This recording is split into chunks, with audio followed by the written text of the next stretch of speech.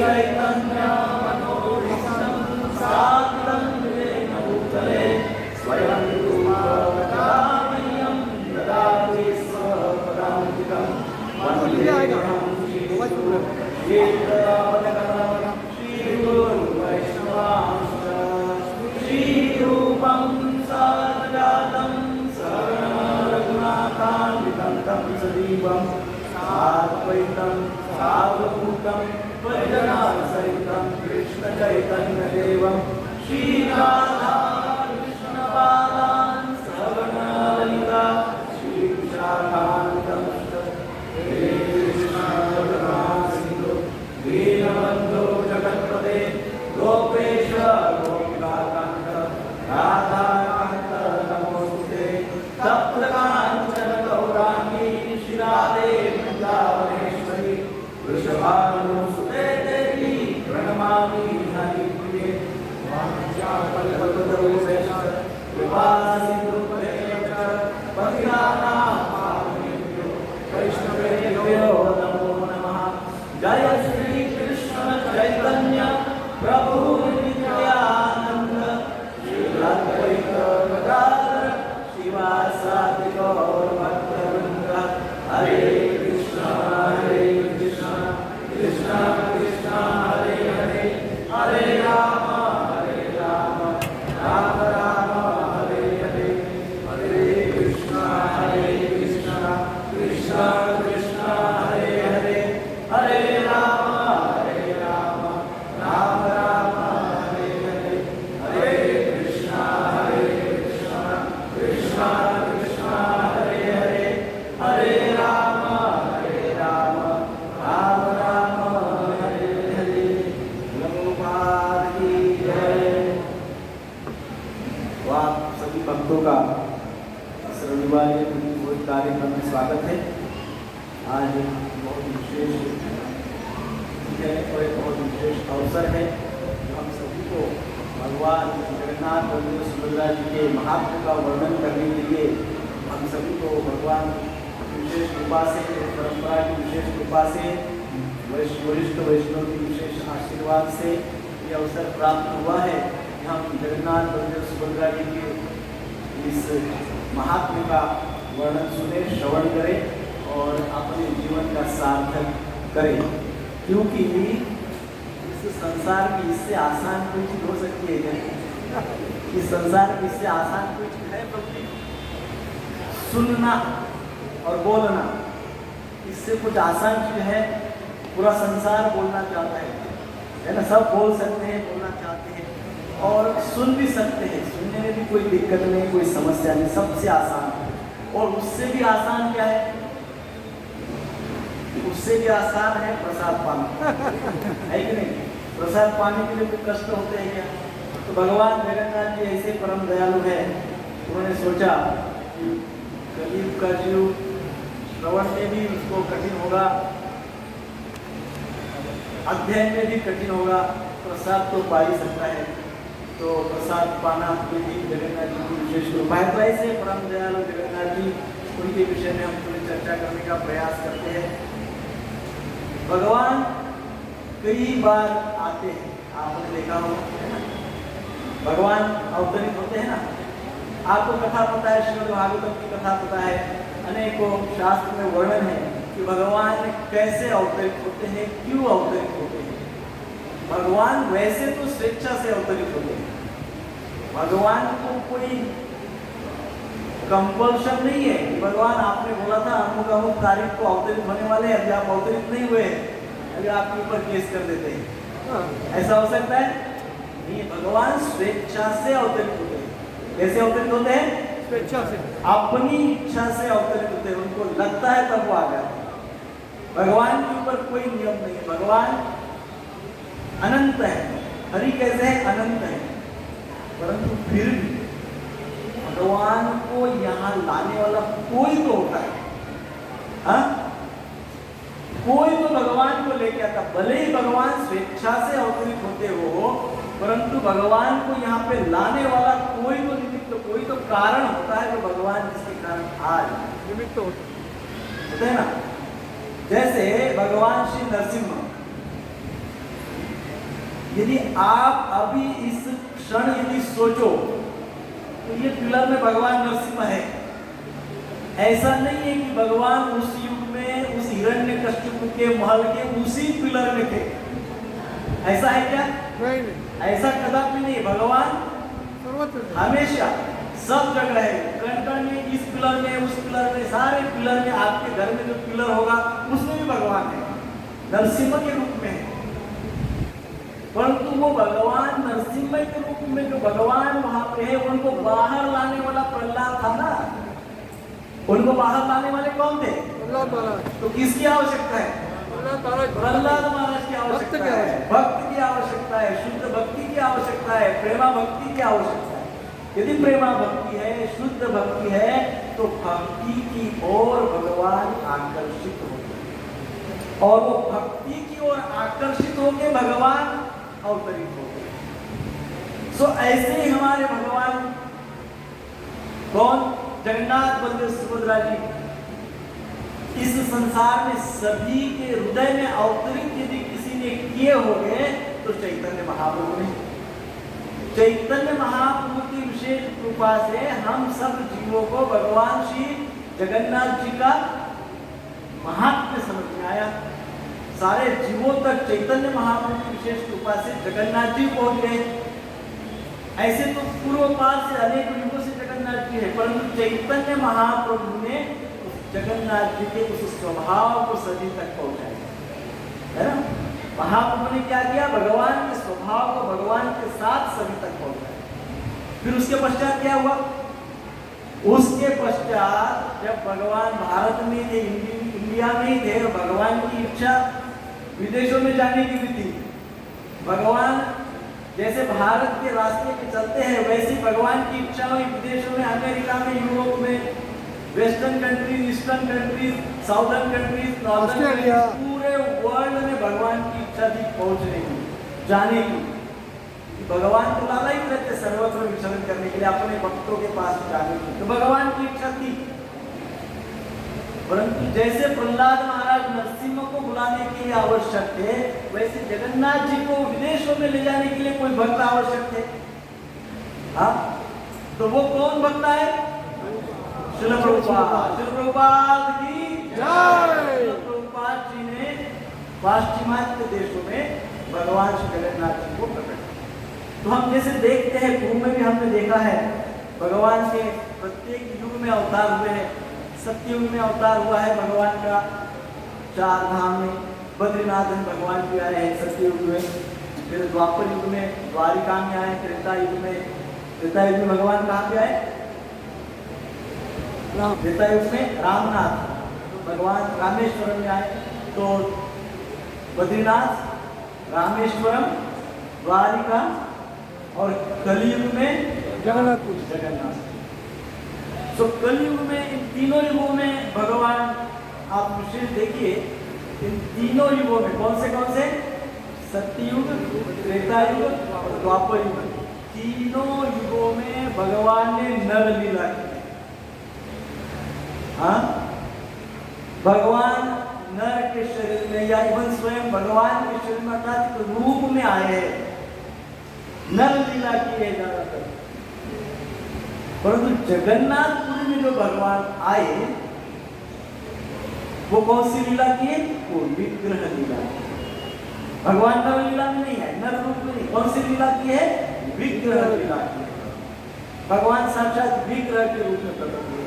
और यही भगवान सभी प्रभुपाद जी की कृपा से, गुरु परंपरा की कृपा से, यही भगवान जो विग्रह के रूप में आए, उनको प्रभुपाद जी ने घर घर तक पहुंचा। वो भगवान घर घर तक पहुंचे। तो इसलिए सारे धामों की जब यात्रा करते हैं, सारे नर रूप के दर्शन करने के पश्चात जगन्नाथपुरी का दर्शन करने, तब हमारी 4 धाम यात्रा पूर्ण हो जाती है। तो ऐसा कहते हैं कि भगवान सुबह सुबह बद्री धाम के स्थान में जब आते हैं बद्रीनाथ में, तो बद्रीनाथ में भगवान तप कर रहे हैं। भगवान कौन से रूप में है? भगवान तप के रूप में है। तो भगवान बद्रीनाथ से निकलते हैं, कहाँ जाते हैं? द्वारिका जाते हैं। फिर भगवान जब द्वारिका पहुंचते हैं तो भगवान वहां पे अपना स्वयं का श्रृंगार करते हैं, है ना। द्वारिका पहुंच के फिर श्रृंगार करते हैं। द्वारिका से फिर जगन्नाथपुरी जाते हैं। जगन्नाथपुरी में क्या करते हैं? भोजन करते हैं। और भोजन करने के पश्चात फिर रामेश्वरम जाते हैं और वहां पे थोड़ा विश्राम करते हैं। तो इस प्रकार से चारों धाम में भगवान नित्य विचरण करते रहते हैं। तो पूरी धाम बहुत विशेष धाम है। पूरी धाम भिन्न भिन्न प्रकार के नामों से जाना जाता है। भिन्न भिन्न प्रकार के नाम हैं। पुरुषोत्तम क्षेत्र कहा जाता है, श्री क्षेत्र कहा जाता है, नीलाचल धाम कहा जाता है, जगन्नाथ धाम कहा जाता है, यामलिंग तीर्थ कहा जाता है, उट्टियान पीठ कहा जाता है, मर्त्य वैकुंठ कहा जाता है। अनेक नाम है। भव वैकुंठ, नीलगिरी, नीलाद्रि, शंख क्षेत्र, भूस्वर्ग, दशावतार क्षेत्र, नरसिंह क्षेत्र, ऐसे भिन्न भिन्न पूरी धाम के नाम हैं। तो ऐसे पूरी धाम में भगवान इस प्रकार से आए। कैसे जगन्नाथ जी में भगवान जगन्नाथ के रूप में आए, ये कथा हम सबको पता है। परंतु फिर भी ये देखिए, अनेकों वर्षों से, इनफैक्ट अनेकों युगों से जगन्नाथ जी की कथा हो रही है प्राकट्य में, परंतु प्रति वर्ष वो कथा सुनने के लिए मन लाला ही रहता है। प्रति वर्ष वही कथा है, प्रति वर्ष वही लीला है, परंतु वही लीला का स्मरण श्रवण करने के लिए प्रति वर्ष उतना ही उत्साह होता है, बल्कि उत्साह ज्यादा बढ़ते रहता है। क्यों ऐसे होता है? क्योंकि हमारे मंदिर में, क्या प्राय सारे इस्कॉन मंदिर में भगवान के नाम का सतत उच्चारण होता है। जहां भगवान के नाम का उच्चारण होता है वहां उत्साह होता है। भगवान के नाम का उच्चारण किए बिना भगवान के रूप का दर्शन नहीं हो सकता। और यदि कोई भगवान के नाम का उच्चारण किए बिना भगवान के रूप का दर्शन करता है, मन में कहो या कैसे भी, तो वो जो दर्शन है वो केवल मात्र कल्पना है, वास्तव नहीं। तो जो भगवान के नाम का जप करता है उसी को वास्तविक भगवान के रूप का दर्शन होता है। और इस प्रकार से जो भगवान के नाम का जप करता है उसको भगवान के वास्तविक रूप का जब दर्शन होता है, तभी उसको भगवान के गुणों का अनुभूति होता है, तभी उसको भगवान के गुणों का रियलाइजेशन होता है, तभी भगवान के गुणों का ज्ञान होता है। और जब नाम अच्छे से करेगा, शुद्ध स्तर पे करेगा, भगवान के नाम को बड़े भावपूर्ण तरीके से जपेगा, तब रूप का दर्शन होगा। रूप का दर्शन होगा तो गुणों का ज्ञान होगा, गुणों का ज्ञान होगा तो भगवान की लीलाओं का स्मरण होगा। कौन सी लीलाओं का? वास्तविक लीलाओं का, काल्पनिक लीलाओं का नहीं, वास्तविक लीलाओं का स्मरण होगा। नाम, रूप, गुण और लीला, तभी लीला का स्मरण होगा, लीला का दर्शन होगा। और जब लीला का दर्शन होगा तो व्यक्ति को धामवास मिलेगा, धाम की प्रति रुचि होगी, है ना। और धाम में भगवान आश्रय देंगे। इस प्रकार से नाम, रूप, गुण, लीला और फिर धाम की प्राप्ति होगी। धाम की प्राप्ति, नित्य धाम की प्राप्ति होगी। वैकुंठ धाम जो है, भोग वैकुंठ अर्थात जगन्नाथपुरी, पुरुषोत्तम क्षेत्र की प्राप्ति होगी। तो इस प्रकार से इतना महात्म्य है भगवान के नाम जप का। तो नाम से रूप, रूप से गुण, गुण से लीला, लीला से धाम। हम आश्रय और धाम का आश्रय, धाम में यत् गत्वा निवर्तन्ते तद्धाम परमं मम। भगवान कहते हैं ऐसा मेरा धाम जहाँ पे एक बार जो आ जाता है वो नीचे गिरता नहीं, उसका फॉल डाउन होता नहीं। तो इस प्रकार से भगवान प्रकट होते हैं, धाम लीला करते हैं, गुणों का हमको दर्शन करवाते हैं। तो ऐसे जगन्नाथ जी की इस रथ यात्रा का हम थोड़ा इनर मीनिंग क्या है, उसका आंतरिक अर्थ क्या है, उसको हम समझने का थोड़ा सा प्रयास करते हैं। उसके पश्चात हम जगन्नाथ जी की कुछ एक लीला का चर्चा करने का प्रयास करेंगे। ये जो हम कुछ कह रहे हैं ये शास्त्र आधारित है। हमारे आचार्य गण जो हमको उपदेश देते हैं उनके उपदेशों के अनुसार है, उन्होंने जो ज्ञान दिया है उसके अनुसार है। और कि इसमें किसी प्रकार से हमसे त्रुटि हो जाए तो उसको तुरंत डिलीट कर दीजिए, उसको हमारा अज्ञान समझ के उसको डिलीट कर दीजिए और बाकी जो गुरु परंपरा के द्वारा उपदेश दिए गए हैं उसको आत्मसात करके अपने जीवन में उसको उतार के अपने जीवन को यशस्वी बनाइए, आध्यात्मिक बनाइए और इस मनुष्य जीवन का लाभ उठाइए। ये जो लीला है ये थोड़ा आंतरिक अर्थ इस लीला का है। ये लीला का वर्णन है, परम पूज्य गौर गोविंद महाराज जी ने इस लीला का सुंदर वर्णन किया है। उनका एक ग्रंथ है, छोटा सा पुस्तक है, उसका नाम है the embankment of separation. Separation में जो विरह में जो भगवत भाव, भगवत दर्शन होता है, भगवान की जो लालसा क्या है, विरह भाव में भगवान का दर्शन। भगवान कृष्ण वृंदावन में बहुत सुंदर लीला करते। कौन कौन वृंदावन गया है? कौन कौन अभी तक नहीं गया है वृंदावन? तो अवश्य वृंदावन जाना चाहिए। तो पहले तो आप क्या करिए, जितने जल्दी हो सके वृंदावन में दर्शन करके आइए। अभी रथ यात्रा है, जन्माष्टमी है, राधाष्टमी है, तो वृंदावन का दर्शन तो प्रत्येक ने करना चाहिए। सो वृंदावन में क्या है? वृंदावन में भगवान ने बहुत सुंदर लीलाएं है। और कितने वर्ष की है? तो वृंदावन में भगवान ने 10 साल 7 महीना 10 years and 7 months वृंदावन में भगवान ने लीलाएं की। बहुत सुंदर लीलाएं, मधुर लीलाएं की। फिर उसके पश्चात भगवान कहाँ गए? उसके पश्चात भगवान मथुरा गए। मथुरा में भगवान ने करीब करीब 17 वर्षों तक लीला। कितने वर्षों तक? 17 वर्षों तक, 17 years भगवान ने लीला। उसके पश्चात भगवान द्वारिका गए, द्वारिका के राजा बन गए, द्वारिकाधीश बन गए और द्वारिकाधीश के रूप में भगवान ने 100 वर्ष तक लिया। कितने वर्षों तक? 100 वर्ष। तो भगवान 125 वर्ष के उम्र के थे जब द्वारिका।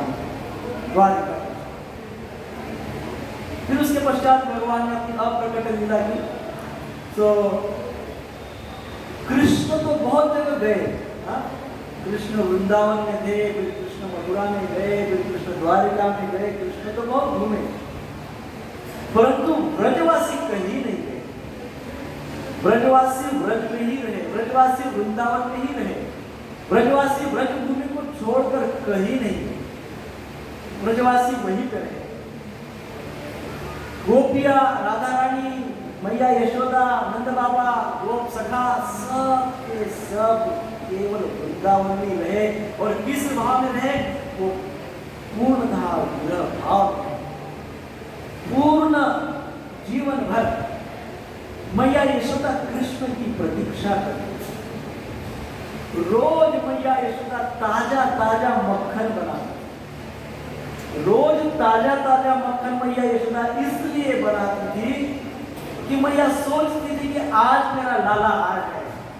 जब वो मेरा लाला आज आ जाएगा तो मैं उसको ताजा ताजा मक्खन खिलाऊंगी। ऐसे रोज मैया यशोदा सोचती कि आज मेरा लाला आएगा और इस भाव में रोज ताजा ताजा मक्खन बनाती। आप सोचिए मैया यशोदा ने ऐसा कितने वर्षों तक किया? Can you imagine? 100 वर्षों तक ऐसा किया। 100 वर्षों तक भगवान ने किया है। 100 वर्षों तक रोज मैया यशोदा माखन बनाती थी और रोज कृष्ण की प्रतीक्षा करती, रोज कृष्ण के लिए माखन बनाती थी। कई बार मैया यशोदा कृष्ण के लिए अच्छे अच्छे व्यंजन बनाती थी। आज कृष्ण आएंगे, कई बार स्वीट मिठाइयाँ बनाती थी, कृष्ण आज आएंगे। परंतु कभी भी मैया यशोदा का उत्साह कम नहीं हुआ। विरह में थी परंतु उत्साह की कृष्ण ने बोला है कृष्ण आए, लाला आए।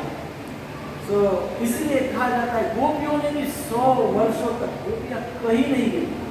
ब्रजमंडल को छोड़ के, वृंदावन को छोड़ के गोपियां कहीं नहीं गई, एक ही जगह पे थी। रोज कृष्ण का भाव, जहां कहा कृष्ण को देखती थी वो विरह भाव में। और इसलिए गोपियों का जो प्रेम है उसको सर्वोच्च प्रेम स्तर माना। कौन सा प्रेम स्तर है? प्रेम का कौन सा स्तर है?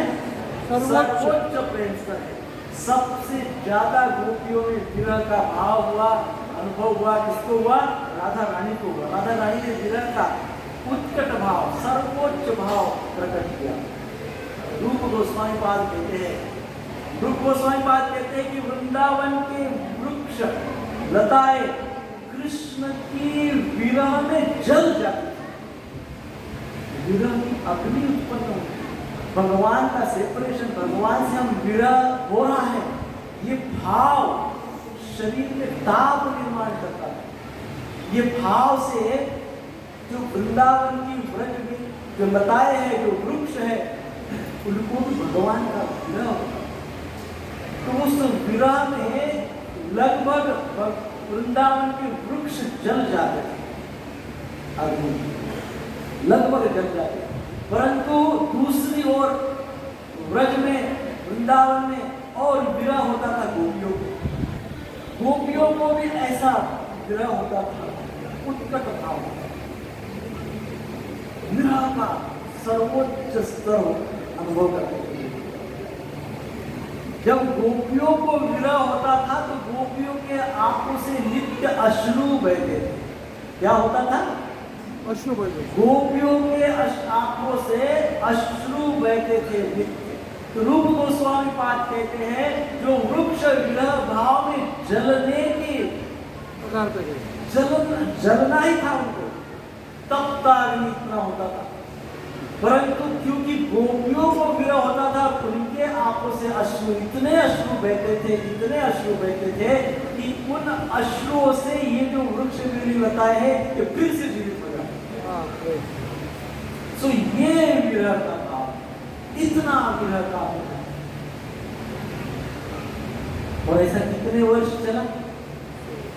कितने वर्ष चला ऐसा? 100 साल। 100 वर्ष, 100 years, 100 वर्षों तक ऐसा होता रहा। आप सोचिए, कोई व्यक्ति विरह में 1 दिन, 2 दिन, 3 दिन रह सकता है, 4 दिन रह सकता है, बाद में तड़फड़ाहट होती है। परंतु 100 वर्ष तक कृष्ण की आने की अपेक्षा गोपियां कह रही थी। तो अब गोपियों की ऐसी अवस्था थी, माता की ऐसी अवस्था थी, वृक्ष लताएं वेलियों की ऐसी अवस्था थी, तो जो गोप सखा है उनका क्या हाल था? कृष्ण की विरह में उनका क्या हाल था? तो कहा जाता है कृष्ण की विरह में गोप सखा बावले हो जाते थे, लिटरली बावले हो जाते थे। इधर देखते थे कृष्ण, इधर देखते थे कृष्ण, इधर देखते थे कृष्ण, पीछे देखते थे कृष्ण, चारों तरफ उनको कृष्ण दिखते थे। इतना सेपरेशन था कि वो इतना कृष्ण का भाव उनके मन में स्थिर था कि जहां देखेंगे उनको कृष्ण दिखते थे, जहां देखेंगे चारों तरफ कृष्ण दिखते। तो जब उनको चारों तरफ कृष्ण दिखते थे तो उनको अनुभव होता था कृष्ण तो मेरे साथ ही है। तो तुलना से गोप सखाओं को कृष्ण की अनुभूति विरह की उतनी नहीं होती थी, क्योंकि वो एकदम नित्य संगी थे। कृष्ण नित्य संगी होने के कारण वो भूल नहीं पाते थे और नित्य कृष्ण को देखते रहते थे जहां। तो इस प्रकार से गोप सखा तो भगवान का संग करते थे। अपने ध्यान के स्तर पे, अपने कल्पना के स्तर पे भगवान का जो विशेष रूप है, उस रूप के प्रति आकर्षण और प्रचंड अनुरक्ति होने के कारण वो उस रूप को भूल नहीं पाते। तो अब ब्रजवासियों का इतना विरह, इतना दुख, बच्चों को शांत करी पीछे वही। सो ब्रजवासियों का इतना दुख, इतने कष्ट ब्रजवासियों को हो रहे, कृष्ण से देखा नहीं गया।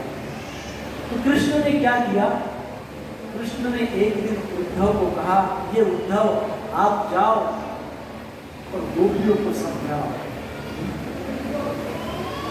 गच्छ उद्धव व्रज सौम्य पितृनाम प्रतिमावह गोपीनाम मद वियोगादि मद संदेश विमोचये। क्या कहते हैं? कृष्ण ने उद्धव को कहा, क्या कहा? कृष्ण ने उद्धव को कहा गच्छ उद्धव व्रज सौम्य, उद्धव व्रज में जाओ और क्या कहो? पितृनाम प्रतिमावह, मेरे माता पिता को जो प्रचंड विरह में है, हे उद्धव मेरी माता पिता को जाओ और उनकी सांत्वना, सौम्य, उनको जाके शुद्ध अच्छे शब्दों में, शुद्ध शब्दों में, मृदुल शब्दों में, वो समझे वैसे शब्दों में उनको क्या करो? उनकी सांत्वना, उनको शांत करो, मेरे माता पिता को शांत करो। परंतु फिर क्या कहते हैं? गोपीनाम मद वियोगादि मद संदेशे विमोचये, मेरे माता पिताओं को तो जाके आप शांत करो, अपना सांत्वना करो, परंतु जब गोपियों को मिलेंगे ना हे उद्धव, तो आपको क्या करना है? उनको मिलेगी तो गोपीनाम मद वियोगादि, जो गोपियां मेरे वियोग में मद संदेशे विमोचये, उनको अपनी बात मत बताओ। जब गोपियों को मिलेंगे तो मैं तुमको एक लेटर दे रहा हूं लिख के, क्या दे रहा हूं? एक पत्र लिख कर दे रहा हूं हे उद्धव, ये पत्र गोपियों को ऐसे के ऐसे उनको पढ़ के दिखाओ, इसमें अपना ज्ञान बिल्कुल ही मत डालो, अपना ज्ञान डालोगे वो सुनेगी नहीं गोपियां। आपको क्या बोलना है? मेरे जो शब्द है ऐसे के ऐसे जो पत्र मद संदेश विमोचये, मेरा संदेश एज इट इज। माता पिता है तो एक बार सांत्वना हो जाएगी, परंतु गोपियां मेरे शब्दों के बिना आपके शब्दों से शांत नहीं होगी, वो केवल मेरे ही शब्दों से शांत होगी। और इसलिए वहां जाकर आप केवल मेरा पत्र ही पढ़ो, दूसरा काम मत करना। कभी मन में ये मत सोचना कि मैं अमुक शब्द जो कृष्ण ने लिखा है उसको अच्छा करेक्ट करके बोलता हूँ या अपना ज्ञान उसमें डालता हूँ, विपरीत बात हो जाएगी, ऐसा करना कतई मत करना। उद्धव कहे यदि मैं गोपियों को नहीं समझा पाया या समझिए कि मैं आपका पत्र गोपियों को पढ़ा रहा हूं और वो पढ़कर भी वो नहीं समझ रहे, तो मैं क्या करूं? तो उद्धव सोच रहे थे कृष्ण बोलेंगे फिर आप समझा देना, परंतु कृष्ण ने वैसे नहीं बोला। कृष्ण उद्धव को बोले यदि पहली बार आप गोपियों को पत्र पढ़ के दिखा रहे हो और फिर भी वो नहीं मानी, तो पुनः पत्र ही पढ़ो, एज इट इज, वही पत्र पढ़ो। अच्छा, दूसरी बार भी पत्र पढ़ने के बाद फिर नहीं मानी, तीसरी बार पढ़ो, चौथी बार पढ़ो, परंतु पत्र ही पढ़ते रहो, मेरे शब्द ही पढ़ते रहो। गोपियां यदि गोपियों की सांत्वना होगी तो केवल मेरे शब्दों से, आपके ज्ञान से नहीं होगी। सो इस प्रकार से पुनः पुनः पढ़ते रहो, परंतु इस दौरान मेरे माता पिता को तो निश्चित ही आप शांत कर सकते हो। और सखाओं के विषय में तो प्रश्न ही नहीं, क्योंकि सखा तो सब जगह कृष्ण को देख रहे थे, सर्वत्र कृष्ण उनको मिल रहे थे।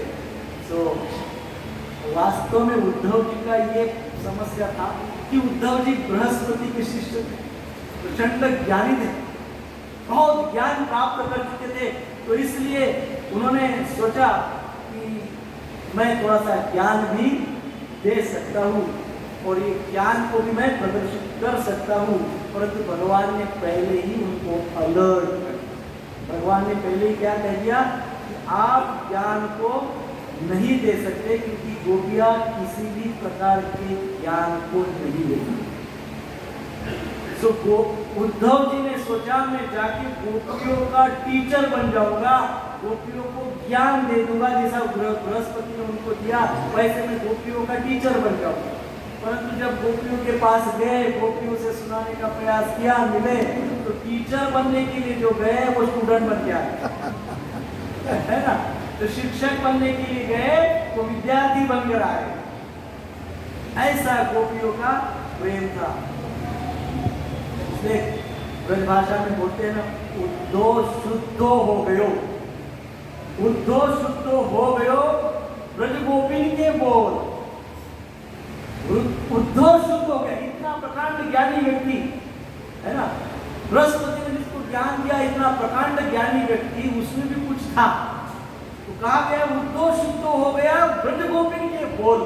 केवल ब्रज गोपियों ने जो बोला उद्धव की ज्ञान के उत्तर, तो वो ज्ञान को जब भक्ति के शब्द, प्रेम के शब्द, भाव के शब्द सुनने को मिले तो वो ज्ञान भी शुद्ध हो गया। बताओ, उद्धव भी शुद्ध हो।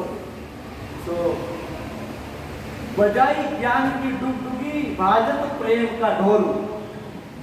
बजाई ज्ञान की डुगडुगी, भाजत प्रेम का ढोल।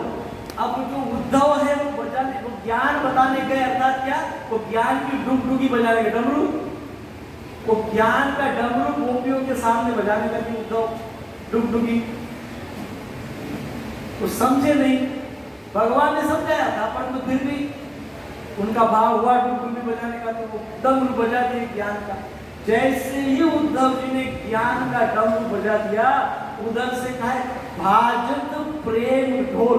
तो गोपियों ने क्या किया, प्रेम का ढोल बजाना शुरू किया। इन्होंने ज्ञान की डुगडुगी बजाई, गोपियों ने कृष्ण प्रेम का ढोल। अब सोचिए, जब ढोल बजने लगेगा तो डुगडुगी का आवाज आएगा क्या? ढोल के सामने डुगडुगी का आवाज आएगा? नहीं आएगा। तो वो भक्ति का ढोल, गोपियां क्या कह रही है, वो कह रही कि प्रेम का ढोल। गोपियों के पास केवल प्रेम, केवल प्रेम। तो प्रेम जब बांटने लगी तो उद्धव जी एकदम अवाक हो गए, आश्चर्यचकित हो गए। और ये सब प्रेम का ढोल सुनने के पश्चात प्रेम की बातें, भगवान के प्रति गोपियों का उतना डीप भाव, इतना प्रेम भाव, उच्च कोटि का प्रेम भाव समझकर, सुनकर उद्धव जी प्रार्थना करते हैं। उद्धव जी प्रार्थना क्या करते हैं, ये भगवान मुझे इस वृंदावन का तृण बना दो। मैं सोच रहा था मैं बहुत ज्ञानी हूँ, इनको समझा दूंगा, परंतु हे भगवान मैं समझ गया। अब आपसे प्रार्थना है कि मुझे इस वृंदावन में तृण, एक घास बना, तिनका बना दो एक, ताकि ये जो इतने उच्च कोटि के जो गोपियां, जो प्रेमी भक्त है, ये उनका चरण मेरे ऊपर रखेंगे और मेरे ऊपर ऐसी कृपा हो जाएगी कि ये प्रेम का स्पर्श मुझे हो जाएगा। तो हे भगवान, मुझे नहीं बनना है ज्ञानी, मुझे नहीं बनना है टीचर, मुझे बनना है केवल व्रज का एक तृण, एक तिनका बनना है। इस प्रकार से वो प्रार्थना करते।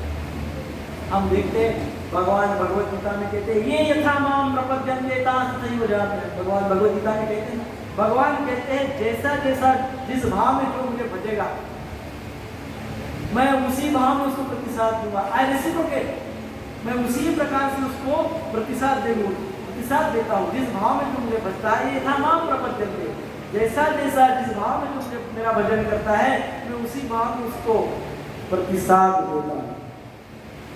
परंतु गोपियों के विषय में भगवान का ये श्लोक फेल है। गोपियों के विषय में भगवान का ये जो श्लोक है वो क्या है, फेल है। क्योंकि गोपियों के हृदय में भगवान के प्रति इतना प्रेम और इतनी भक्ति, इतनी भक्ति, इतनी भक्ति, इतना प्रेम, दिव्य प्रेम है, सर्वोच्च प्रेम है, महाभाव उसको कहा गया है, इतना उच्च कोटि का प्रेम है। उसका रेसिप्रोकेशन क्या देंगे भगवान? भगवान को उसके अगेंस्ट में देने के लिए कुछ है ही नहीं भगवान के पास। इतना स्तर का प्रेम होता है। इसलिए कृष्णदास कविराज जी कहते हैं, प्रतिज्ञा भंग होइल गोपीर भजन। क्या कहते हैं? प्रतिज्ञा भंग होइल गोपीर भजन। गोपियों ने जो भजन किया, गोपियों ने कृष्ण का स्मरण किया, गोपियों के हृदय में जो कृष्ण का प्रेम भाव था, वो प्रेम भाव के कारण प्रतिज्ञा भंग होइल। कृष्ण ने जो प्रतिज्ञा की है कि ये यथा माम प्रपद्यन्ते, जो जिस भाव में मुझे पूछता है मैं उसको प्रतिसाद देता हूँ, उसी भाव में प्रतिसाद नहीं दे पाए कृष्ण। इसलिए कृष्णदास कविराज जी कहते हैं प्रतिज्ञा भंग होइल। गोपी का भजन। सो कृष्ण ऋण जो है वो ऋण नहीं चुका सकते। गोपियों का जो ऋण है भगवान कहते हैं मैं आपका ऋण नहीं चुका सकता हूं।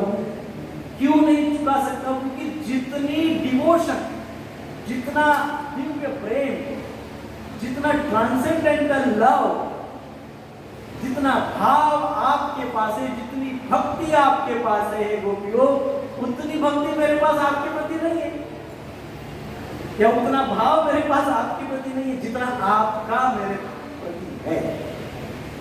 इसलिए मैं तो ऋणी हो गया, मैं आपका ऋणी। ऐसे भगवान कहते है ना। सो प्रेम धन बिना व्यर्थ दरिद्र जीवन, प्रेम धन बिना व्यर्थ दरिद्र जीवन।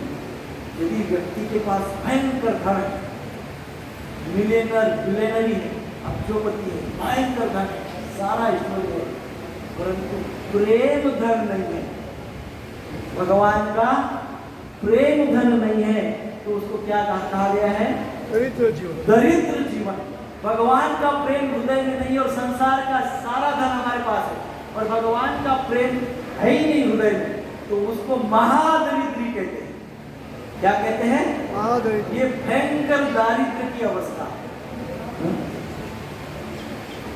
गोपियों के पास प्रेम धन प्रचुर मात्रा, अनंत अपार प्रेम धन है। तो ये उदाहरण है, भगवान के पास सब कुछ है, भगवान के पास सब कुछ है, परंतु गोपियों जैसा प्रेम नहीं है, ऐसे भगवान को लगता है। गोपियों का जो स्तर है वो भगवान के पास है। सो कृष्ण एज ए द्वारकाधीश, भगवान श्री कृष्ण द्वारिका में आए। अब वृंदावन से निकले, मैं थोड़ा फास्ट करता हूँ, समय का थोड़ा लिमिटेशन है, तो थोड़ा फास्ट करता हूँ। भगवान वृंदावन से द्वारिका मथुरा गए, मथुरा से द्वारिका है। द्वारिका में कौन थे भगवान? द्वारिका में द्वारिकाधीश राजा है, किंग है। भगवान कौन है? राजा के रूप में है। सो राजा के रूप में भगवान द्वारिका में 100 वर्ष तक थे, परंतु 100 वर्ष तक भगवान ने द्वारिका में राजा होते हुए भी प्रचंड विरह का अनुभव, बहुत विरह का अनुभव। भगवान रोज रात को सोते वक्त स्वप्न में चिल्लाते,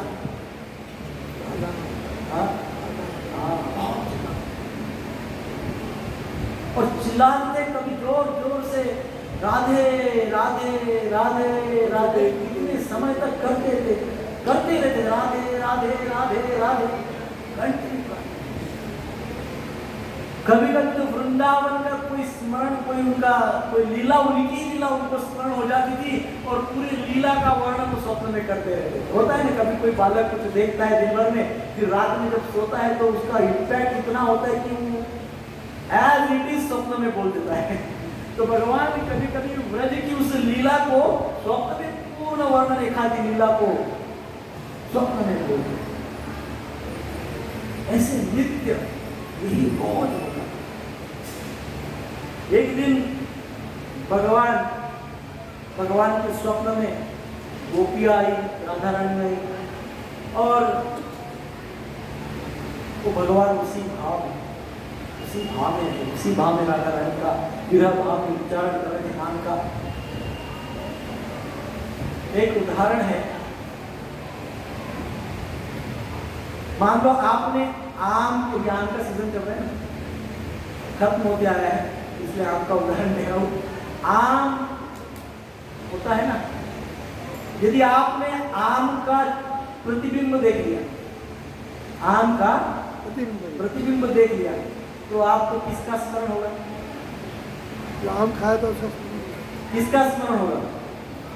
आम का प्रतिबिंब देख लिया तो नींद तो नहीं आ रही ना पीछे? हरे कृष्णा कृष्णा कृष्णा हरे हरे, हरे राम राम राम हरे। आम को देख लिया, आम के प्रतिबिंब को देख लिया, तो तुरंत आम का स्मरण होगा ना प्रभु जी? होगा। आम याद आएगा ना, बराबर है। हापुस आएगा और कौन सा आएगा। वो आम का प्रतिबिंब देखते ही ओरिजिनल आम का स्मरण होगा, है ना। परंतु क्या आम को देखकर प्रतिबिंब का स्मरण होगा? नहीं होगा? नहीं हो। होगा क्या? आम को देख लिया, साक्षात आम को देख लिया, तो आम में कोई प्रतिबिंब का स्मरण होगा क्या? नहीं होगा। एग्जैक्टली वैसे ही सेम उसी प्रकार से भगवान का जो ओरिजिनल रूप है वो कौन सा है? श्याम सुंदर। वृंदावन कृष्ण श्याम सुंदर। वो ओरिजिनल रूप को देख लिया, तो ओरिजिनल रूप को जब देख लिया तो क्या भगवान के दूसरे जो रूप है वो रूप का स्मरण होगा? नहीं होगा। होगा क्या? होगा कि नहीं होगा? नहीं होगा। नहीं होगा। गोपियों का ऐसा, गोपियां भगवान के विरह में भी नित्य भगवान को देखते, इसलिए उनको ना तो द्वारका ना मथुरा ना कहीं पे भी उनको जाने की आवश्यकता नहीं थी, क्योंकि उनको प्रतिबिंब ना दूसरे रूपों के प्रति कोई आसक्ति नहीं। आकर्षण नहीं था, कोई भाव नहीं। तो इस प्रकार से भगवान एक दिन ऐसे ही स्वप्न में अर्थात निद्रावस्था में राधा राधा राधा राधा इस प्रकार से नामोच्चारण कर रहे थे। और जब इस प्रकार से नामोच्चारण कर रहे थे तो उसी समय नारद मुनि बजाए बिना राधिका रमन गाए। नारद मुनि भगवान श्री कृष्ण को मिलने के लिए उसी समय द्वारिका में आए थे, और द्वारिका में जब नारद मुनि पहुंचे, उन्होंने जब देखा कृष्ण की अवस्था, कृष्ण सोए हैं और उनसे राधा राधा राधे का नाम ले रहे हैं, और अपने ही नींद में भी, निद्रावस्था में भी डीप सेपरेशन का अनुभव कर। किसने देखा? नारद मुनि। राधा गिधारी भगवान की जय। तो भगवान इस प्रकार से बोल रहे हैं, नारद जी देख रहे हैं। नारद जी जब देख रहे थे कुछ समय, कुछ क्षण के पश्चात वहां पे उद्धव जी भी आए। उद्धव जी कुछ समय के पश्चात बलराम जी भी आए। बलराम जी भी देखे कृष्ण की ऐसी अवस्था, डीप सेपरेशन की अवस्था। ऐसे तीनों वहां पे उस स्थान पर। अब तीनों जब आए तो वो सोच रहे थे कि भगवान की, कृष्ण की क्या अवस्था होगी इस सेपरेशन की, अब क्या कर सकते, व्हाट टू डू। गौर गोविंद महाराज, परम पूज्य गौर गोविंद महाराज इसको इतना अच्छे से समझाते हैं कि हमारी तो कोई योग्यता ही नहीं इतने सुंदर लीला का वर्णन करने की, परंतु आप सभी वैष्णव और गोविंद महाराज की विशेष कृपा, परंपरा की विशेष कृपा से उन्हीं के शब्दों को हम बोलने का प्रयास कर रहे हैं। कृपया ध्यान से समझिए, सुने इस बात को। आंतरिक कारण है उस बात का। तो सोचने लगे कि अब क्या करें। तो उद्धव जी नारद मुनि को कहते हैं, नारद जी को कहते हैं, हे नारद जी, आप चुपचाप जाकर कृष्ण के कान में राधा नाम बोलो। क्या करो? कृष्ण के कान में राधे राधे राधे, जय जय श्री राधे, राधे राधे बोलो। कृष्ण जाते। नारद जी ने कहा एकदम सही बात बोली उद्धव जी आपने, बहुत सही बात बताई आपने। जैसे ही कृष्ण के कान में राधे राधे का उच्चारण करेंगे, कृष्ण तुरंत जागते। परंतु थोड़ी देर समझने के, थोड़ी देर विचार करने के पश्चात नारद जी कहने लगे, यहाँ तक तो बात ठीक है, क्योंकि जैसे ही हम कृष्ण का नाम, राधा का नाम कृष्ण के कान में उच्चारण करेंगे, कृष्ण इतने भाव विभोर हो जाएंगे, कृष्ण को इतना व्रज का स्मरण होगा, वृंदावन का स्मरण होगा कि जैसे ही वो स्प्रिंग के जैसे अपने बिस्तर से, बेड से उठेंगे और दौड़ने लग जाएंगे वृंदावन को, रुकेंगे, इधर उधर देखेंगे नहीं, जैसे ही राधा नाम सुने वो दौड़ते चले जाएंगे। कहां पे? वृंदावन दौड़ के चले जाएंगे, दौड़ लगा। इसलिए उनके कान में राधे राधे बोलने के पहले एक रथ तैयार, भगवान का जो रथ है वो रथ को बुलाकर रखते हैं, रथ को तैयार रखते हैं, ताकि जैसे ही भगवान भागने का प्रयास करेंगे हमारे पास रथ रहेगा, भगवान को रथ में बैठाएंगे, वृंदावन में। इस प्रकार से। परंतु ये भी बात, अब ये श्लोक सही होता है, कौन सा? यद्यत्वा निवर्तन्ते। फिर दोनों के मन में बात आने लगी, नारद जी की विशेषकर मन में बात आने लगी, भगवान एक बार यदि वृंदावन चले गए, भगवान के कहा वृंदावन में चले गए, यद्यत्वा निवर्तन्ते, फिर वापिस नहीं आएंगे, पुनः भगवान वापिस यहाँ पे नहीं आएंगे, तब क्या करेंगे? तब क्या करेंगे? भगवान यदि वापिस नहीं आए तो फिर नारद मुनि कहते हैं, उद्धव जी ऐसा करिए, पहले है ना आप जाके आइए, आप पहले जाइए, वहां पे व्यवस्था करिए, वहां पे समझाइए, पूरा बैकग्राउंड तैयार करिए। आप पहले ब्रजवासी वहां पे जाके ब्रजवासियों को कहो, ब्रजवासियों को सांत्वना दो, ब्रजवासियों को कहो डोंट क्राई, रो मत, क्रंदन मत करो, कीप स्माइलिंग, हंसते रहो, कृष्णा इज कमिंग, कृष्णा आ रहे हैं, आप हंसते रहो, कृष्ण निश्चित तौर से यहाँ पे आएंगे और आपकी ओर देखेंगे, और आपकी ओर देखेंगे और आपका चेहरा विरह भाव में इस प्रकार से मुरझाया होगा तो कृष्ण दुखी होंगे, और दुखी होंगे फिर तुरंत वापस चले जाएंगे। तो इसलिए आप ये उद्धव जी उनको समझाइए, ब्रजवासियों को, कि आप रो मत, उदास मत हो, बल्कि आप हंसो, आप प्रसन्न रहो, क्योंकि कृष्ण आ रहे हो। आपकी प्रसन्न मुद्रा को जब कृष्ण देखेंगे तो वो भी प्रसन्न हो जाएंगे, वो भी हंसेंगे और सोचेंगे आप मैं यही रहता हूँ, क्योंकि दे आर वेरी हैप्पी, सारे ब्रजवासी प्रसन्न हैं, मैं यही के साथ अब नहीं जाऊंगा। तो इस प्रकार से ट्रिक नारद जी उद्धव जी को कहते हैं, तो उद्धव जी उत्तर में कहते हैं, नारद जी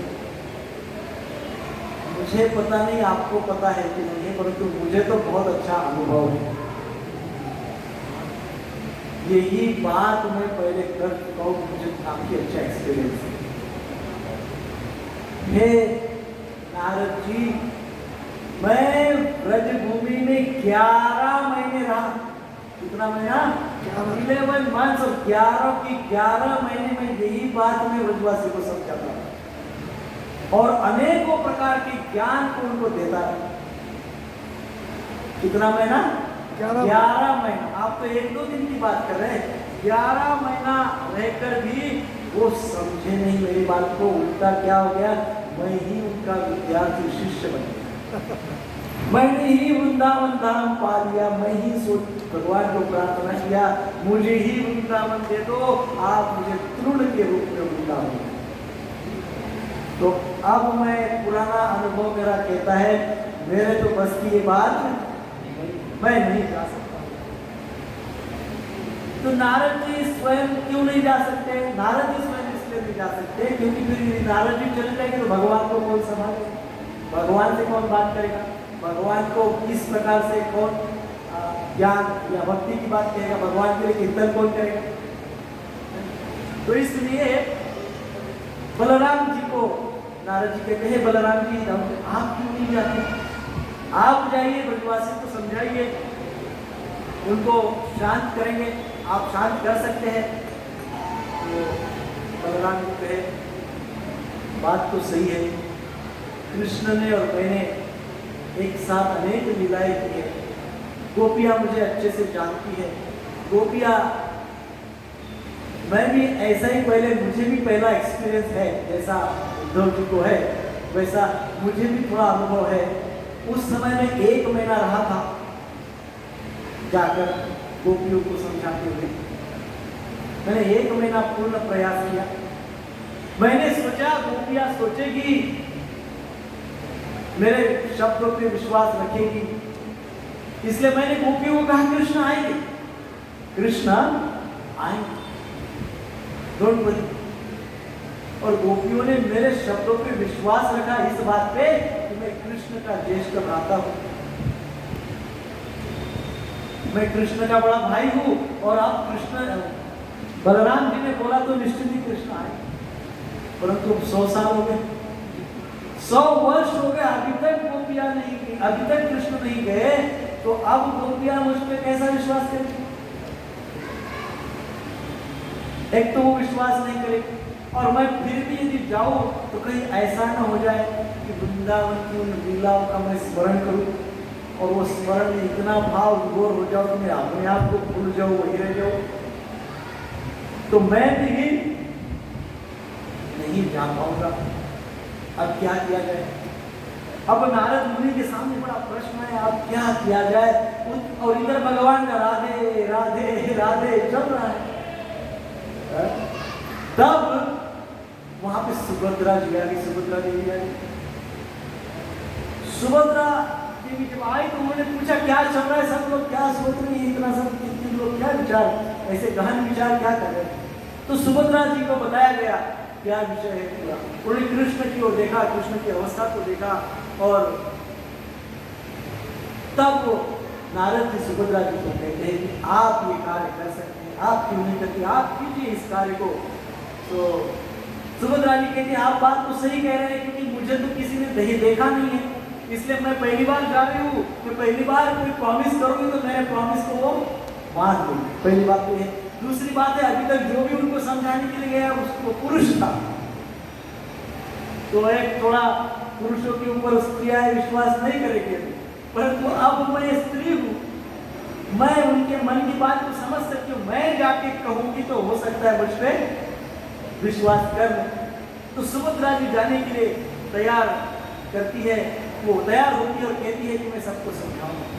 तो सुभद्रा जी तैयार हो गई, सुभद्रा जी गोपियों को, ब्रजवासियों को समझाने के लिए तैयार हुई है। और फिर उद्धव जी ने कहा कि सुभद्रा जी के लिए एक रथ तैयार हो। सुभद्रा जी का रथ तैयार हुआ, बलराम जी वहां खड़े थे, बलराम जी सोच रहे हैं, बलराम जी के मन में लालसा हुई, बलराम जी सोच रहे सुभद्रा जी अकेले जाएंगे। वैसे मुझे वृंदावन जाने में कोई प्रॉब्लम नहीं है, केवल मैं अकेला जाऊंगा तो प्रॉब्लम हो सकता है। मैं वृंदावन के उस माधुर्य में, वृंदावन के उस दिव्य भाव में मैं प्रभावित हो जाऊंगा, मैं दिव्य भाव के आश्रित हो जाऊंगा और मैं वहीं रह जाऊंगा। ये अकेला जाने में धोखा है। परंतु सुभद्रा जा रही है तो मैं सोच रहा हूँ मैं भी सुभद्रा जी के साथ चला जाऊं। ऐसा कारण देके बलराम जी को बोल रहे मैं भी जाना चाहता हूँ। तो बलराम जी जब जाना चाह रहे हैं तो उद्धव जी ने तुरंत कहा कि चलो बलराम जी का भी रथ तैयार। बलराम जी का भी रथ तैयार हुआ और उस प्रकार से सुभद्रा जी और बलराम जी दोनों वृंदावन की ओर निकले। सो अब इधर क्या हो रहा है? अब कृष्ण का वही भी भाव विभोर हो रहे हैं इसी प्रकार से। फिर बलराम जी पहले निकले, क्योंकि बलराम जी का रथ फास्ट था, बलराम जी पहले निकले। दूसरी रथ में सुभद्रा जी निकल रही है। और फिर नारद मुनि यहाँ पे थे द्वारिका में, तो द्वारिका में नारद मुनि ने कीर्तन शुरू किया, हरे कृष्णा कृष्णा कृष्णा हरे हरे, हरे राम राम राम हरे हरे।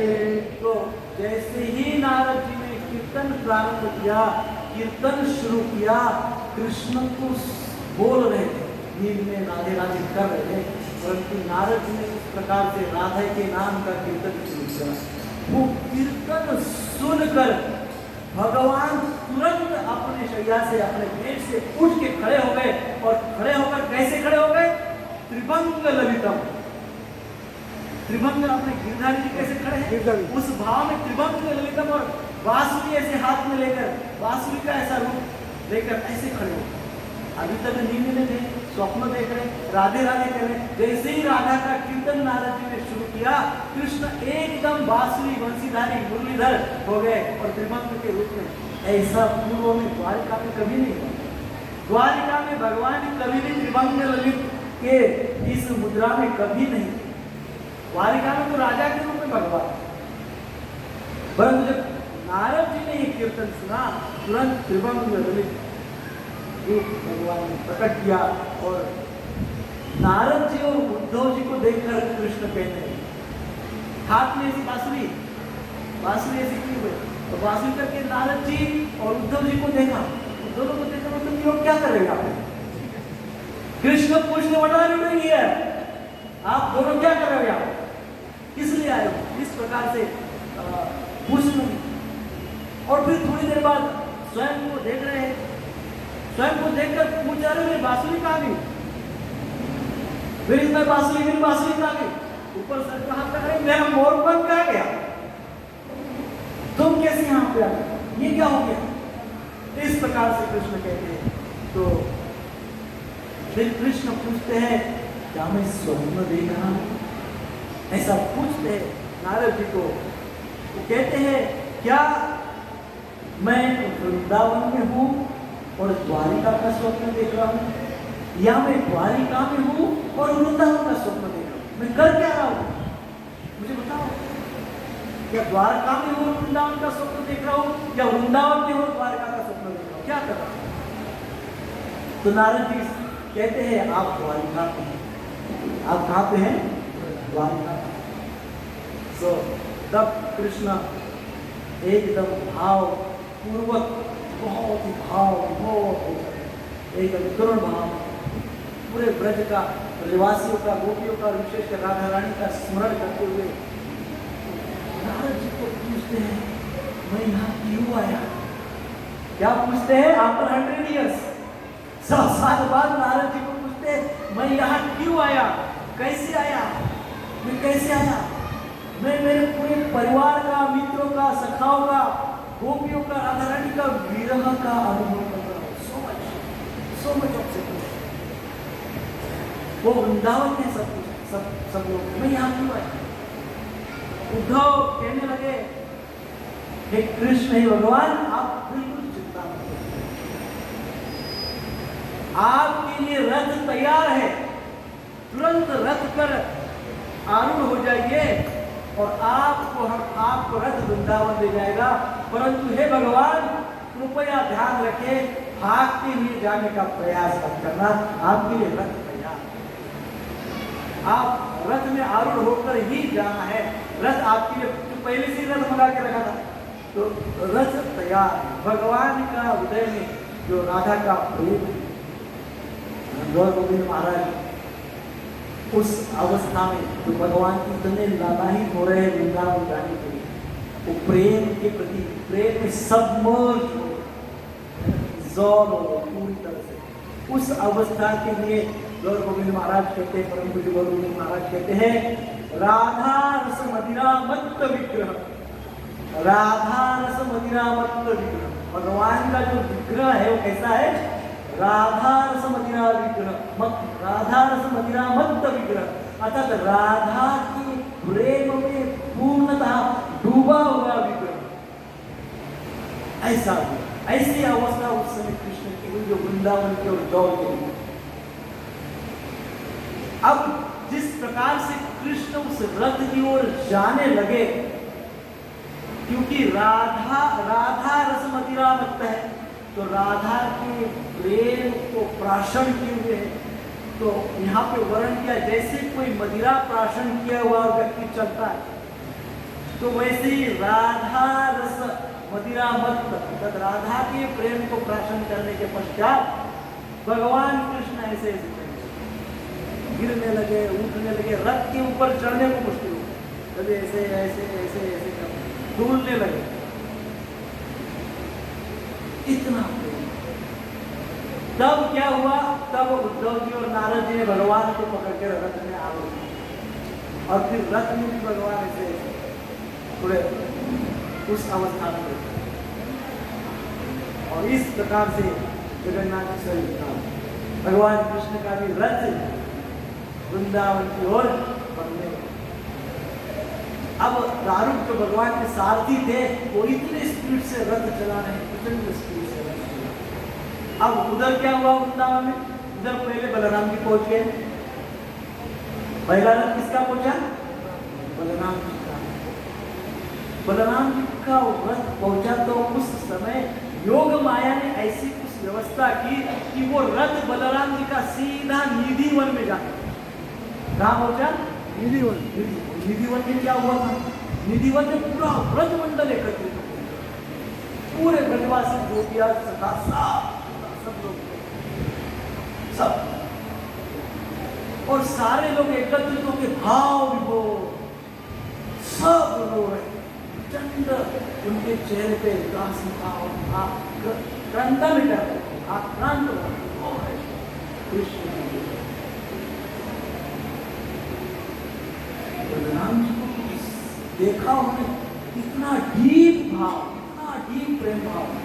बलराम जी समझ नहीं पाए क्या थोड़ा आगे आगे रख गया, आगे आगे रख गया। जब वहां गया पूर्ण जो इतना बड़ा सारे ब्रजवासी जो एकत्रित हुए थे, वहां पे इकट्ठा हुए थे, उन सबके बीचों बीच राधा रानी धरती पे लेटी हुई। राधा रानी अपने शरीर को त्याग रही। भगवान कृष्ण के विरह में राधा रानी अंतिम समय अपने पूर्ण शरीर को त्याग कर लेटी हुई थी, कोई होश नहीं था। और इसलिए राधा रानी का वो रूप, वो भाव को देखकर सारे ब्रजवासी, सारे लोग सखा हो गया, दुखी हो गए, तो रोने लगे, रो रहे। ललिता सखी ने राधा रानी के मस्तक के नीचे अपने दोनों हाथ रखे। राधा रानी अचेत थी। विशाखा उनको पंखा फैल कर रही थी, हवा कर रही थी। कुछ गोपियां उनके चरणों को ये मसाज कर रही थी, चरणों को दबा रही थी। कुछ गोपियां राधा रानी के पास जो आवश्यक वस्तु है उसको अरेंज कर रही थी। परंतु सब जब बलराम जी ने ये दृश्य देखा तो बलराम जी ने जैसे ही दृश्य देखा, बलराम जी की आंखें ऐसी एकदम बड़ी ऐसा हो गया, आंखें बड़ी हो गई, रोंगटे खड़े हो गए, बाल खड़े हो गए, कंठ रुद्ध हो गया और पूर्ण शरीर सिकुड़, हाथ अंदर चले गए, पैर अंदर चले गए, एकदम भाव हो इस प्रकार से। ऐसी अवस्था जब बलराम जी की हुई तो उसके पश्चात सब लोग देख रहे थे कि बलराम जी को ऐसे कैसे हुआ। तो उस जस्ट एग्जैक्टली बलराम जी के रथ के पीछे सुभद्रा जी का रखा है। सुभद्रा जी ने देखा, सुभद्रा जी ने जैसे ही देखा ऐसा ही भाव सुभद्रा जी का। राधा रानी के उस उच्च स्तर को, इतने प्रेम के साक्षात मूर्ति को देखकर सुभद्रा जी अवाक हो गई और सुभद्रा जी की आंखें बड़ी बड़ी हो गई। सुभद्रा जी की आंखें एकदम बड़ी ऐसी हो गई, ओ इतना प्रेम, और हाथ सिकुड़ गए ऐसा। अब अभी तक कृष्ण नहीं आए, गोपियां पूछने लगी, गोपियां पूछने लगी, सोचने लगी अभी तक कृष्ण नहीं आए, दोनों आए कृष्ण। तो किसी ने कहा कृष्ण भी आ रहे हैं पीछे से, क्योंकि कृष्ण राजा है ना, तो रास्ते से राजा के ठाट में आ रहे हैं, उनको अनेक राजा मिल रहे हैं, कोई उनसे बात कर रहे हैं, कोई उनका स्वागत कर रहे हैं, इसलिए इस प्रकार से निधि वन में यह लीला हो। हरे कृष्णा कृष्णा कृष्णा हरे हरे, हरे राम क्षण के पश्चात कृष्ण का रथ आया। कृष्ण का जब रथ आया तो कृष्ण तो पहले से ही थोड़े डोलते आ रहे थे, परंतु अब जब कृष्ण ने देखा पूर्ण निधि वन पूरी तरह से ब्रजवासियों से भरा हुआ है, प्रेम का स्पंदन, प्रेम का कृष्ण प्रेम का वाइब्रेशन भगवान को कई अंदर से कई दूर से ही होने लगा। भगवान धीरे धीरे वहां पर पहुंचे। जब देखा सबको, राधा रानी को जैसे भगवान ने देखा दूर से, तो भगवान एकदम दिव्य उस भाव चले गए। पूर्ण तरह भगवान के शरीर सिकुड़ गए, पैर सिकुड़ गए, हाथ सिकुड़ गए और भगवान की आंखें एकदम बड़ी बड़ी। उस समय जब विशाखा देवी ने कृष्ण को देखा, तो कृष्ण को देखकर विशाखा जी राधा रानी के कान में बोलती है। क्या बोलती है? कृष्ण आए। क्या बोलती है? कृष्ण आए। जैसे ही राधा रानी के कान में विशाखा कहती है कि कृष्ण आए हैं, राधा रानी अचेत से सचेत हो जाती है, तुरंत आंख खोलती है, उत्साह का संचार हो जाता है, खड़ी हो जाती है, आगे देखती है और कृष्ण की ओर निकलती है। जय जय श्री राधे कृष्ण की ओर, कृष्ण राधा की ओर, राधा कृष्ण की ओर। तो अब वहां राधा रानी को देखकर कृष्ण मूर्छित हो गए, सिकुड़ गए, और कृष्ण का नाम सुनकर जो सिकुड़ी हुई थी, जो अचेत थी, वो सचेत हो गई। ये दोनों के नाम का प्रभाव। और इसलिए हरे कृष्ण कृष्ण कृष्ण हरे हरे, हरे राम राम राम हरे हरे, दोनों अवस्था में कृष्ण का विशेष। तो ये नाम का, ये दोनों के नाम का प्रभाव है। तो जब कृष्ण सचेत ही नहीं हो रहे हैं, तब ललिता और विशाखा इत्यादि सखीगण बोल रहे हैं, अब क्या करें? What to do now? Radha Rani तो जागृत हो गई, उत्साहित हो गई एकदम, अब कृष्ण नहीं हो रहे हैं, क्या करें? तो राधा रानी को भी पूछते, राधा रानी आप बताओ क्या करें? तब राधा रानी बोलती है, कृष्ण के कान में जाकर मेरा नाम, और ऐसा विशाखा को बोलती है, और ललिता सखी को राधा रानी बोलती है, ऐसी कुछ अरेंजमेंट करो कि ये जो वायु, ये जो हवा बह रही है, जो वायु बह रही है, जो मेरे शरीर को स्पर्श करके जा रही है, वही वायु कृष्ण के शरीर को स्पर्श करे और कृष्ण के नासिका से उस वायु का सुगंध कृष्ण को प्राप्त हो। ऐसा कुछ व्यवस्था, तो उस प्रकार से व्यवस्था होती है। और राधा रानी के चिन्मय शरीर को, दिव्य शरीर को वायु स्पर्श करते हुए कृष्ण को स्पर्श करती है। और यहाँ पर विशाखा देवी कृष्ण के कान में राधा का नाम बोलती है और उसी क्षण कृष्ण के आंखें खुल जाती है, कृष्ण सचेत हो जाते हैं। हरे कृष्णा कृष्ण कृष्ण हरे हरे राम राम राम हरे। ये जो लीला हो रही है, ये सुबह 4 बजे लीला हो रही है। इसलिए सब लोग जब दोनों को देखते हैं, राधा और कृष्ण एक दूसरे की ओर देख रहे हैं, तो सब जो भक्त जब वहाँ उपस्थित थे, वो तुरंत राधा कृष्ण की मंगल आरती है। क्योंकि सुबह के 4 बज चुके होते हैं, तो निधिवन का स्थान है, सुबह के 4 बजे है। ललिता सखी आरती कर रही है और विशाखा सखी सुंदर गायन कर रही है, कीर्तन कर रही है, और इसी को मंगल आरती करते कहते हैं। मंगल इसलिए है क्योंकि जहाँ कहीं में भी राधा कृष्ण मिलते हैं, राधा कृष्ण का मिलन है, और जहाँ कहीं भी राधा कृष्ण का मिलन है, वो दोनों स्थान मंगल है।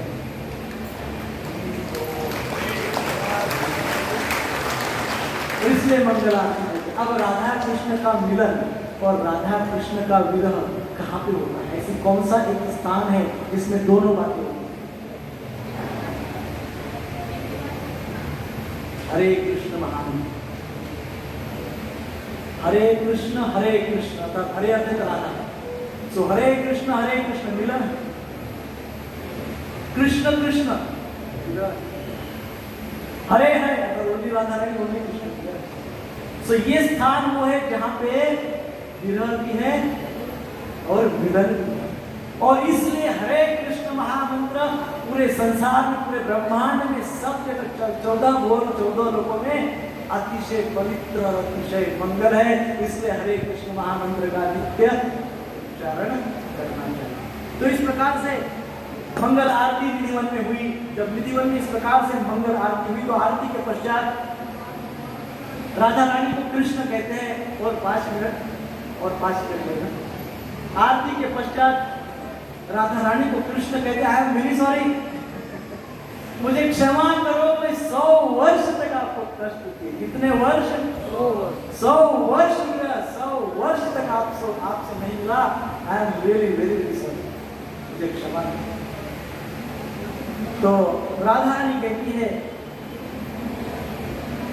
मेरी इच्छा है, परंतु कृष्ण कहते क्योंकि आपने मुझे इतने वर्ष तक सहन किया, इतना विरह सहन किया, मैं आपको क्षमा मांगता हूं, पर अब आप मुझे कृपा करके बताइए कि आपको मेरे से क्या चाहिए।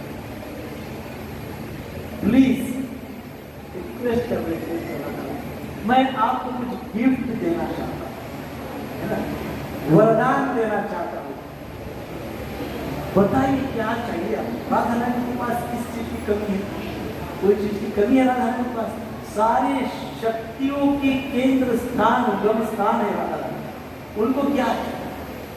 पर फिर भी कृष्ण पूछते हैं मैं आपको कुछ गिफ्ट देना चाहता हूँ, आप मांगिए आपको क्या चाहिए। तब राधा रानी कृष्ण को मांगती है, कृष्ण को कहती है कि हमने जो विरह का अनुभव किया, जो विरह का अनुभव करने के पश्चात जो विरह का रूप प्रकट हुआ, वो उस विरह के रूप का दर्शन सबको आने वाले युगों में मिलता रहे, ऐसा मैं चाहती हूँ, ये मुझे गिफ्ट दीजिए। हरि बोल। और वो विरह रूप क्या है? वो विरह रूप क्या था?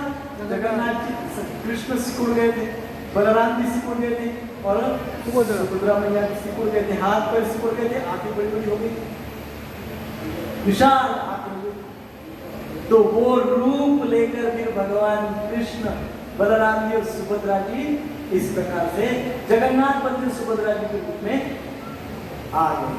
तो इस प्रकार से जब राधा रानी वरदान मांगती है तब कृष्ण कहते हैं निश्चित तौर पे आपकी इच्छा मैं पूर्ण करूंगा। आपकी इच्छा पूर्ण करने के लिए इसी रूप को मैं जगन्नाथ जी के रूप में प्रकट करूंगा। जगन्नाथ जी के रूप में मैं, जगन्नाथ जी के नाम से मैं इस जगत में आऊंगा। और जिस क्रम से मैं अकेले नहीं आऊंगा, क्योंकि इस लीला में मेरे भाई और बहन का भी बड़ा योगदान है, वो मेरे पहले वृंदावन आ गए, तो मैं उनको भी इस लीला में समाविष्ट करूंगा और वो भी मेरे साथ आएंगे। तो कैसे आएंगे जगन्नाथपुरी में? ये कैसे जाएंगे? रथ पे आरूढ़ होंगे, कैसे जाएंगे, कैसे विचर लीला करेंगे? तो कृष्ण ने कहा कोई विचार करने की आवश्यकता नहीं, जैसे हम वृंदावन में जिस क्रम में आए हैं उसी क्रम में हम रथ पे आरूढ़ होंगे, उसी क्रम में हम वहां पे जगन्नाथपुर में स्थापित हो गए, अवतरित हो गए।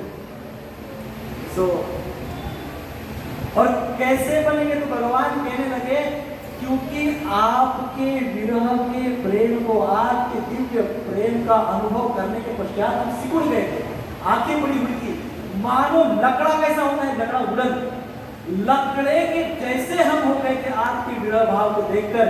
तो इसलिए हमारा वो रूप भी लकड़े का हो, दारू ब्रह्म बोलते हैं, लकड़े के रूप में हम अवतरित हुए, विग्रह के रूप में। राधा प्रेम से ये लीला ओतप्रोत है। राधा के प्रेम में कृष्ण बह गए, लीला में वृंदावन में विधिवत में क्या हुआ, राधा के प्रेम में कृष्ण रह गए ना, हाँ कि ना? हाँ। तो इसी प्रकार से हम भी प्रेम रूपी महासागर में लकड़े के रूप में बहते बहते आएंगे। कैसे आएंगे? लकड़े के रूप में बहते हुए आएंगे। कैसे आए जगन्नाथ जी?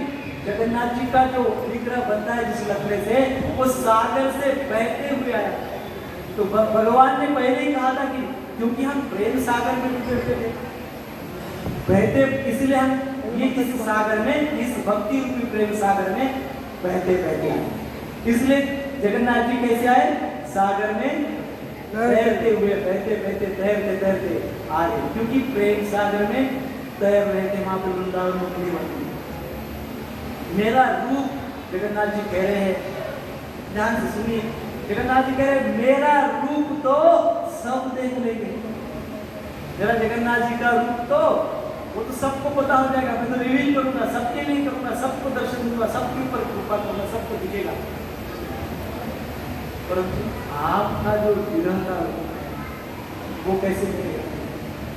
तो आपका जो विरह का रूप है, आपकी जो कांति है, जो मैंने देखा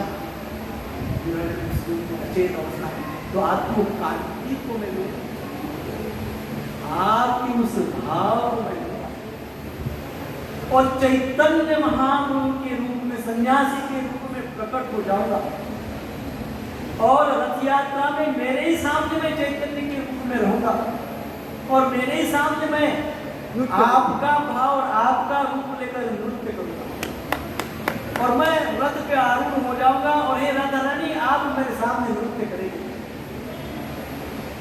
और आप मेरी तरफ देखोगे, मैं आपकी तरफ देखूंगा, और इसी को कहते हैं रथ यात्रा। वो भक्त महाप्रभु चैतन्य भगवान जगन्नाथ जी के रथ के सामने नृत्य करते हैं, और नृत्य इतना सुंदर नृत्य करते हैं, और नृत्य करते करते चैतन्य महाप्रभु जगन्नाथ जी की ओर देखते, दोनों की दृष्टि मिलती है, दोनों की दृष्टि जो मिलती है वो राधा कृष्ण का मिलन है, वो राधा कृष्ण का मिलन। और फिर चैतन्य महाप्रभु पुनः कीर्तन करते हैं, और इस प्रकार से रथ यात्रा होती है। सो अब जब दोनों का मिलन होता है, दोनों प्रेम में, भगवान की और भक्त की, राधा और कृष्ण रथ यात्रा में उस वृंदावन प्रेम का अनुभव करते हैं, तब ये जो प्रेम है, ये जो प्रेम है जो रथ यात्रा में दोनों अनुभव करते हैं, वो प्रेम बाकी जो रथ यात्रा में भक्तगण है उनको कैसे मिलेगा? तो उनको चैतन्य महाप्रभु, जो कि साक्षात राधा रानी है, उनको चैतन्य महाप्रभु कहते हैं। वो प्रेम हरे कृष्ण महामंत्र का कीर्तन रथ यात्रा के वक्त करते करेंगे तो सबको वो व्रज प्रेम उस रथ यात्रा में मिलेगा। तो रथ यात्रा में हमको व्रज का प्रेम प्राप्त है ना। और चैतन्य महाप्रभु राधा रानी है, जगन्नाथ जी साक्षात जगन्नाथ जी है। सो प्रेम रस निर्यास करीते आस्वादन राग मार्ग भक्ति लोके करीते प्रचार। तो भक्ति मार्ग राग मार्ग का इस प्रकार से चैतन्य महाप्रभु रथ यात्रा में प्रचार करते हैं। तो इस प्रकार से हम देखते हैं कि रथ यात्रा का अर्थ क्या है। रथ यात्रा का अर्थ है राधा रानी और कृष्ण के मिलन का भाव, चैतन्य महाप्रभु और जगन्नाथ जी के दृष्टि एक होने का भाव, और भक्तों को हरे कृष्ण महामंत्र का अनुभूति होने का भाव। इस प्रकार से रथ यात्रा का आंतरिक अर्थ होता है। राधा कृष्ण का मिलन को ही रस्सा खींचना बोलते हैं। चैतन्य महाप्रभु देख रहे हैं, जगन्नाथ जी देख रहे हैं, और भक्तजन रस्सा खींच रहे हैं। तो उस राधा और कृष्ण तत्व को मिलन करने के लिए हम सेवा कर रहे हैं। गोपियों के गुरु परंपरा के अनुगत्य में, उनके आशीर्वाद के, उनके आश्रय में हम क्या कर रहे हैं, राधा कृष्ण मिलन रूपी रस्से को खींच रहे हैं। जगन्नाथ बलदेव सुभद्रा मैया की जय, यात्रा महामहोत्सव की जय। 2 मिनट है, बोलो। तो इस रथ की मैं विशेषता केवल 2 मिनट में बताता हूँ, क्योंकि रथ यात्रा 7 तारीख को है। आपका उत्साह होना चाहिए कीर्तन करने में, हरे कृष्ण महामंत्र का उच्चारण करने में, भगवान के सामने नृत्य करने में। विशुद्ध भाव में भगवान के सामने नृत्य करेंगे तो भगवान उस ब्रज भाव में हमारे ओर देखेंगे। भगवान तो उसी भाव में देखते हैं, परंतु हमारा शुद्धिकरण हो जाएगा और हमको ब्रज भाव बैठ जाओ थोड़ी देर, दरवाजा खुलेगा, 2 मिनट खुला नहीं खुलेगा बैठो। दरवाजा खुले में। और प्रसाद पाइए, ओनली प्रसाद ही पाइए, यहाँ वहाँ मत खाइए। तो प्रसाद पाइए, वहाँ पे दाल चावल वगैरह का प्रसाद मिलता है। जब प्रसाद पाने के लिए बैठते हैं तो प्रसाद पाते वक्त संकल्प करिए मन में, हे जगन्नाथ जी, हे बलदेव जी, हे सुभद्रा जी, हे राधे श्याम सुंदर, हे चैतन्य महाप्रभु, हे संपूर्ण गुरु परंपरा, हे प्रभुपाद जी, मेरे अंदर का ये अवगुण है, हे गुरुदेव मेरे अंदर का ये अवगुण है, कृपा करके इसको मिटा दीजिए। ऐसा बोलिए और प्रसाद दीजिए, जितना चाहिए उतना प्रसाद दीजिए। जितने दिन तक आप जगन्नाथपुरी में है उतने दिन तक ऐसा करिए। जिस दिन आपका प्रस्थान वहां से वापिस आने का समय आएगा, यहाँ पे जैसे आप आएंगे आपको पता चल जाएगा कि आपका अवगुण दूर हो गया। वो जो अनर्थ था, जो अवगुण था, वो आपका चला गया। इतना महात्मा प्रसाद है, इतना प्रसाद का महात्मा है। हम वहाँ पे प्रसाद लेते हुए ऐसा आसन वगैरह पे नहीं बैठते, क्योंकि प्रसाद सर्वोच्च है वगैरह ऐसा बोलते हैं। तो नीचे बैठना होता है, पत्थर वगैरह में प्रसाद मिलता है या मिट्टी के बर्तन में प्रसाद मिलता है। मान लो प्रसाद ले रहे, प्रसाद ले रहे और प्रसाद लेते लेते मान लो कुत्ता आ गया, उसने मुंह लगा दिया प्रसाद को, या बिल्ली आ गई, उसने आपका प्रसाद चाट लिया, थोड़ा खा लिया, तो आप प्रसाद को त्याग नहीं सकते। वैसा का वैसा वो प्रसाद आपको पाना है, खाना है, क्योंकि वो प्रसाद को कोई भी अशुद्ध नहीं कर सकता। ऐसा वो जगन्नाथ जी का प्रसाद इतना उच्च कोटि का, और वो प्रसाद की वहां पर महिमा है। तो आप जगन्नाथ जी का प्रसाद पाने के लिए भी आ सकते हैं, परंतु क्योंकि भगवान ने हमको मानव देह दिया है तो हम सेवा भी करना चाहिए। तो प्रसाद भी पाना है और हमको सेवा भी करना है। चैतन्य महाप्रभु जो साक्षात राधा रानी है, वो रथ यात्रा के समय उनके सारे परिवारों को सेवा देते थे। कोई क्लीनिंग की सेवा, कोई कुकिंग की सेवा, कोई कीर्तन की सेवा, कोई मृदंग की सेवा, तो राधा रानी साक्षात वो सेवा देती थी। तो जगन्नाथ रथ यात्रा के महोत्सव पे जो भी कुछ हमको देती है सेवा, वो राधा रानी की इच्छा से सेवा प्राप्त होती है।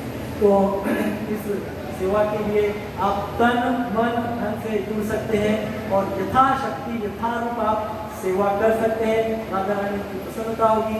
नहीं तो प्रसाद की सेवा तो सबके लिए है, कृपया प्रसाद के लिए आइए। तो इस प्रकार से भगवान श्री जगन्नाथ जी के, बलदेव जी के, सुभद्रा जी के चरणों में प्रार्थना करता हूँ कि उनका दृष्टिक्षेप उस दिन बड़े बड़े आते लेकर हमारे मीरा रोड के रास्ते में भगवान आएंगे। उनका दृष्टिक्षेप हम सबके ऊपर पड़े, जो नहीं आते उनके ऊपर भी पड़े, जो दूर दूर तक उनके ऊपर भी भगवान का दृष्टिक्षेप हो, और सारे लोगों के अंदर के जो अवगुण है दूर हो जाए, और सारे संसार का कल्याण हो जाए। सारे संसार को कल्याण करने के लिए तो भगवान आते हैं। तो ऐसे श्री भगवान के चरणों में हम प्रार्थना करते हैं, प्रभुपाद जी को प्रार्थना करते हैं। हरि बोल बैठिए जरा, सूचना है, सुनिए, बात करिए।